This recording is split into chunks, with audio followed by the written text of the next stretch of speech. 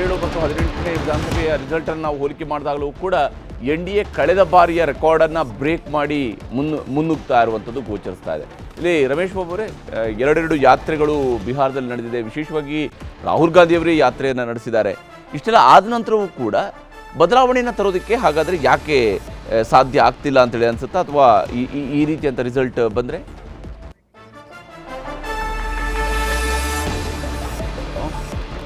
ಬೆಲೆ ಏರಿಕೆ ಅನ್ನೋದು ಒಂದು ರಾಜ್ಯದ ಟ್ಯಾಕ್ಸ್ಗಳ ಮೇಲೆ ಡಿಪೆಂಡ್ ಆಗೋದಿಲ್ಲ, ಕೇಂದ್ರ ಸರ್ಕಾರದ ಪಾಲಿಸಿ ಮೇಲೆ ಡಿಪೆಂಡ್ ಆಗುತ್ತೆ.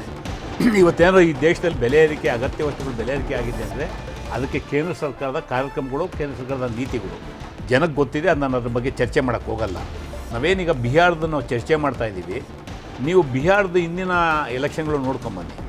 It is a different election compare to other states in India. ನೀವು 1969ನಲ್ಲಿ ಅಲ್ಲಿ ಈ ಥರದ ಒಂದು ವಾತಾವರಣ ಸೃಷ್ಟಿಯಾಗಿದೆ. ಅದು ಇವತ್ತು ತಪ್ಪಿಲ್ಲ. ಈಗಲೂ ಹೇಳ್ತಾ ಇದ್ದೀನಿ, ಅಲ್ಲಿ NDA ಮೆಜಾರಿಟಿಗೆ ಬಂದರೂ ಸಹ 5 ವರ್ಷ NDA ಸರ್ಕಾರ ಇರುತ್ತೆ ಅಂತೇಳಿ ಗ್ಯಾರಂಟಿ ಇಲ್ಲ. ಆ ಗ್ರೌಂಡ್ ಹಂಗಿದೆ, ಪೊಲಿಟಿಕಲ್ ಗ್ರೌಂಡು. 69ರಲ್ಲಿ ಅಲ್ಲಿ ಒಂದು ಸರ್ಕಾರ ಯಾವಾಗ ಅತಂತ್ರ ಬಂತು. ಇಲ್ಲಿ ಒಂದು ಅಂಶವನ್ನು ಗಮನಿಸಬೇಕು. 2 ಹಂತಗಳಲ್ಲೂ ಕೂಡ NDA ಮುನ್ನಡೆಯನ್ನು ಸಾಧಿಸಿರುವಂಥದ್ದು. ಯಾಕಂದರೆ ಮೊದಲ ಹಂತದ ಮತದಾನ ನಡೆದಿರತಕ್ಕಂತಹ ಕ್ಷೇತ್ರಗಳ ವಿಚಾರಕ್ಕೆ ಬಂದಾಗ ಮಹಾಗಠಬಂಧನ್ ಕೇವಲ 34 ಕ್ಷೇತ್ರಗಳಲ್ಲಿ ಮಾತ್ರ ಮುನ್ನಡೆಯನ್ನು ಹೊಂದಿತ್ತು. ಅಲ್ಲೂ ಕೂಡ 63 ಕ್ಷೇತ್ರಗಳಲ್ಲಿ ಮೊದಲ ಹಂತದ ಮತದಾನ ನಡೆದಿರತಕ್ಕಂತಹ ಕ್ಷೇತ್ರಗಳ ವಿಚಾರಕ್ಕೆ ಬಂದಾಗ ಅಲ್ಲೂ ಕೂಡ 63 ಕ್ಷೇತ್ರಗಳಲ್ಲಿ ಈಗ NDA ಮುನ್ನಡೆಯನ್ನು ಸಾಧಿಸಿರುವಂಥದ್ದು ಗೋಚರಿಸ್ತಾ ಇದೆ. ಅಂದರೆ ಮೊದಲ ಹಂತದಲ್ಲಿ NDA ಹಿನ್ನಡೆಯನ್ನು ಅನುಭವಿಸಿತು. ಹಾಗಾಗಿ ಎರಡನೇ ಹಂತದ ಎಲೆಕ್ಷನ್ಗೆ ಮುಂಚಿತವಾಗಿ ನಡೆದಿರ್ತಕ್ಕಂಥ ಬೇರೆ ಬೇರೆ ಬೆಳವಣಿಗೆಗಳ, ಇನ್ಕ್ಲೂಡಿಂಗ್ ದೆಹಲಿಯ ಬ್ಲಾಸ್ಟ್ನ ಬಗ್ಗೆಯೂ ಕೂಡ ಪ್ರಸ್ತಾಪ ಆಗಿದೆ.